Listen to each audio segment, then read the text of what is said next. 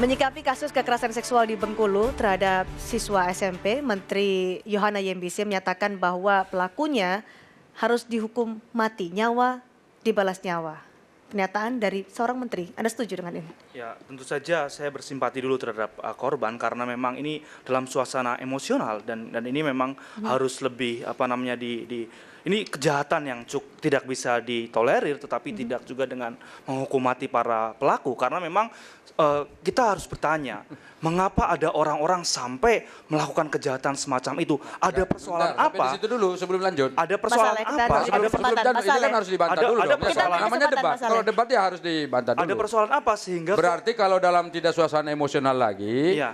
Berarti mereka sudah dibiarkan saja. Oh enggak dong. Enggak. Kita ya, pikirkan. Artinya kan tidak dibalas dengan tadi seperti yang dikatakan oleh Bu Menteri. Ini analoginya Bapak tadi. Saya tidak emosional. Justru sekarang saya tidak emosional. Justru saya mempertanyakan, apakah menurut Anda bahwa hukuman mati itu hanya mungkin karena orang emosi?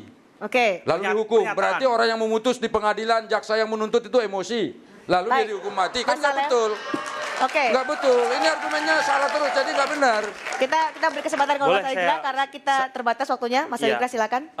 Karena memang kalau memang kita berbicara tentang soal hak anak misalkan, ya harusnya ada pendidikan seksualitas. Harusnya kita membenahi sistem dari sana. Baik. Kita juga harus melihat bagaimana kok bisa DPR tidak meloloskan undang-undang penghapusan kekerasan seksual misalkan. Dan salah satu materi itu undang-undang itu tahu nggak? Itu salah satu klausulnya hukuman mati. Oke.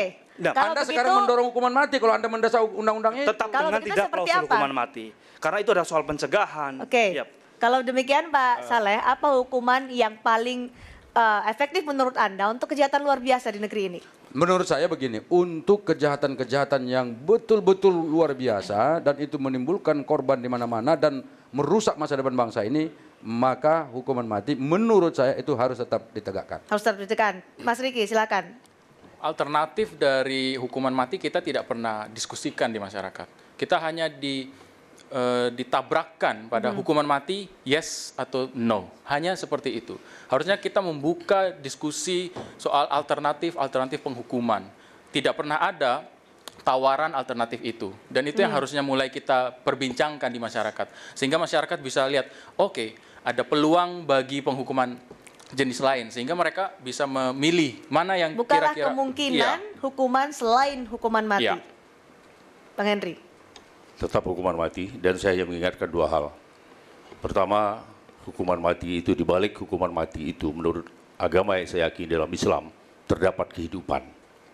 Ya, saya lupa apa itu firman dia itu. Ya, inna fil qisasi hayatun ya ulil albab. Sesungguhnya di dalam kisos atau hukuman mati itu ada kehidupan bagi orang-orang yang punya akal pikiran. Baik, Oke, itu satu. dalam Yang soal kedua, agama, kita berdebat masalah hukum saya mati di negeri mengingatkan ini. yang kedua, hati-hati terkait dengan gerakan-gerakan hapus hukuman mati. Di banyak tempat itu adalah disponsori oleh sindikat narkoba. Hati-hati, saya tidak menuduh kalian.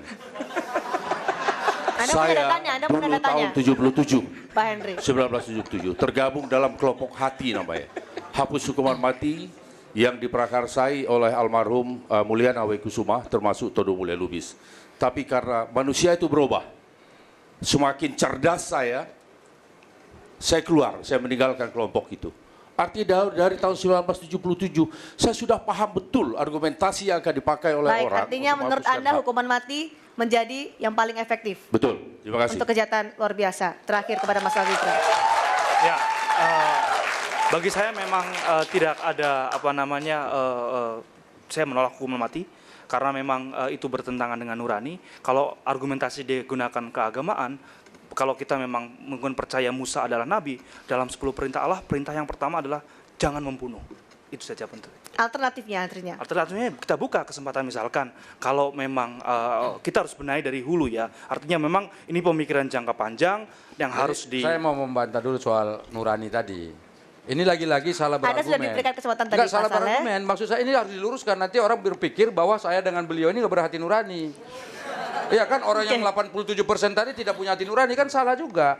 Jadi karena itu Baik. kita juga mendukung Singkat ini saja. karena pakai hati nurani juga, bukan Singkat nggak saja, pakai hati oke. nurani. Silakan diteruskan Mas Awigra. Ya, artinya memang kalau kita benar-benar mau punya komitmen dalam arah penghapusan hukuman mati, maka ini harus diletakkan dengan sangat ketat dan ini juga harus dengan syarat peradilan sangat profesional tanpa korupsi dan itu rasanya tidak akan mungkin di Indonesia. Terima kasih Mas Awigra dari inisiator Koalisi Anti Hukuman Mati ASEAN dan juga ada Mas Riki Gunawan, aktivis hak asasi manusia LBH Masyarakat, Koalisi Masyarakat Sipil Anti Hukuman Mati. Terima kasih Pak Henry Yosodinirat, Ketua Umum DPP Granat, dan juga Pak Saleh Daulay, Ketua Komisi 8 DPR RI dari fraksi Partai Amanat Nasional, dan juga Mas Asep Saifuddin dari Indobarometer telah mengisi diskusi pro dan kontra apakah hukuman mati menjadi solusi efektif untuk menghindarkan atau menghadapi kejahatan luar biasa di Indonesia dalam dua arah malam hari ini. Saya Siti Sistiarani undur diri.